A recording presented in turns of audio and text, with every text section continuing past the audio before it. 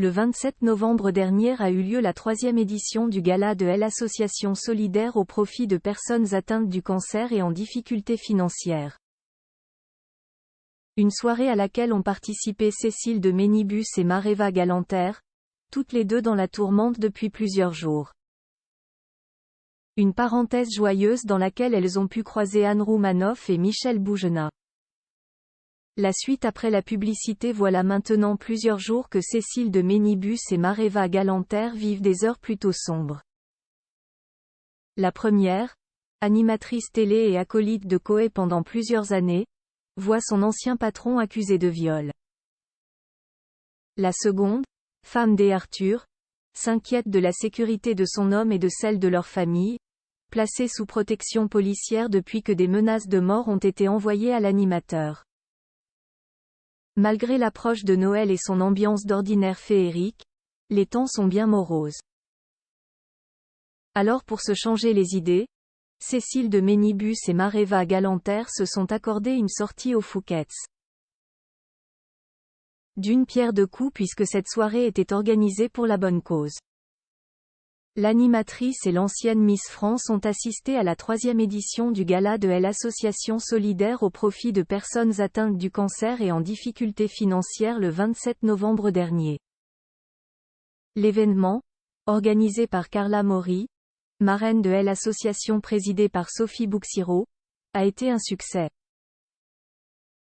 La vente aux enchères, gérée par Maître F. Magnin, s'est ouverte avec l'artiste E.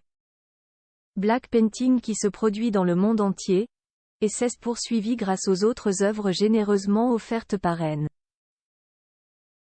Dassault épouse de feu son époux le grand photographe Olivier Dassault, Richard Orlinski, l'artiste designer Johan Perratonnet, la peintre Camille Robin, l'artiste plasticien Stanislas Garot, la peintre et designer Anne Mondy fille de l'acteur Pierre Mondy, le peintre Éric Artic, Soliveres, peintre street art, et Kaan peintre essayiste autodidacte, qui ont honoré la soirée de leur présence.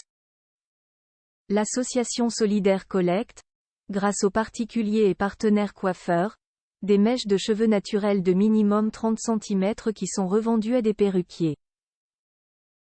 Ainsi grâce à l'argent de ces ventes, elle subventionne l'achat de prothèses capillaires aux personnes atteintes du cancer et en difficulté financière, afin de leur offrir un peu plus de dignité pendant la maladie. Pour pouvoir subventionner, ils bénéficient également de mécénat et de dons financiers. Anne Roumanoff et Michel Boujna ont passé une tête à la soirée, non loin de Pascal Selem, Pablo Villafranca, Chenet, Antoine Baduel ou encore Olivia Provost et Samuel Torres Bianconi. Une ambiance bon enfant qui leur a changé les idées. Cécile de Ménibus sort du silence depuis l'affaire Coé si elle ne cesse pas directement exprimée sur les accusations dont Coé fait l'objet. Cécile de Ménibus a réagi à une vieille séquence qu'elle a vécue dans le passé avec Rocco Siffredi, acteur porno, à la télévision dans une émission présentée par Sébastien Coé. Un compte s'était servi de ces images pour pointer du doigt le comportement, déjà limite selon lui, de l'animateur qu'il accusait d'avoir laissé faire. Outrée de revoir cette vidéo qu'elle aurait aimé oublier, Cécile de Ménibus n'avait pas mâché ses mots à l'encontre de celui qui l'avait posté, donnant au passage une leçon à tous ceux qui pensent bien faire dans l'histoire. Cher monsieur, depuis le 17 novembre vous avez posté cette séquence. Avez-vous un seul instant pensé à moi? Vous êtes-vous demandé si, d'ouvrir chaque jour mon compte et tomber sur les répercussions de votre tweet, pouvait avoir un impact sur moi? Pourquoi ne pas m'avoir demandé si je pouvais être choqué de voir et de revoir ce moment? C'est visiblement Coé que vous visez.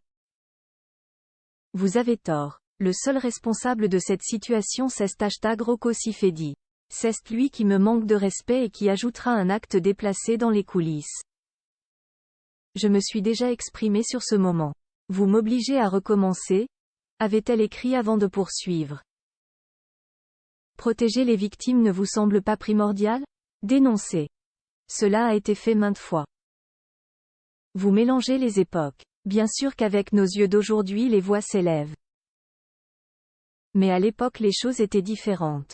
Oui, je déteste cette séquence mais nous sommes tous un peu responsables d'avoir laissé faire. Regardons cette séquence dans son contexte mais ne minimisons pas l'attitude de l'acteur, parce que c'est ce que vous faites. Pas un mot sur lui? Pourquoi? Alors soyez juste, comme je tente de l'être.